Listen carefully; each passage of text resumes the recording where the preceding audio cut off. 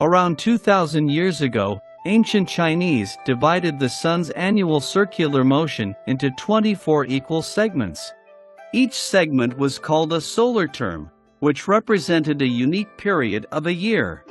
The 24 solar terms became the important kind of calendar in ancient China. The 24 solar terms originated in the Yellow River reaches. According to the Book of Documents, the first determined term was Winter Solstice by Dan, the Duke of Zhou, while he was trying to locate the geological center of the Western Zhou dynasty by measuring the length of the sun's shadow on an ancient timekeeper instrument. Then 4 terms of seasons were set, which soon evolved into 8 terms. Until 104 BC in the book Taichu calendar, all of the 24 solar terms were officially included in the Chinese calendar. Among the 24 solar terms, start of spring, start of summer, start of autumn and start of winter mark the start of 4 seasons. Spring equinox and autumn equinox are the 2 points where the day and night are equal.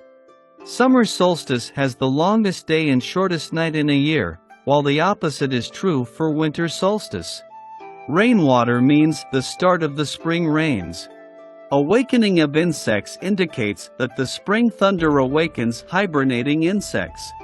Clear and bright means the onset of spring when a bright and clean spring scene replaces the cold, withered and yellow scene in winter. Grain rain indicates that from that day, there will be more rainfall, which is beneficial to the growth of crops. Grain bud shows that crops that will ripen in summer start to show plump seeds. Grain in ear tells people that the wheat has ripened. Minor heat and major heat indicate the full onset of summer, with the major heat being the hottest day of the year. End of heat shows that scorching summer days will soon be gone. White dew tells people that dew starts to appear in the morning, showing that the weather is turning cold, and, as this intensifies, we move on to the cold dew. Frost's descent means the appearance of the first frost of the season.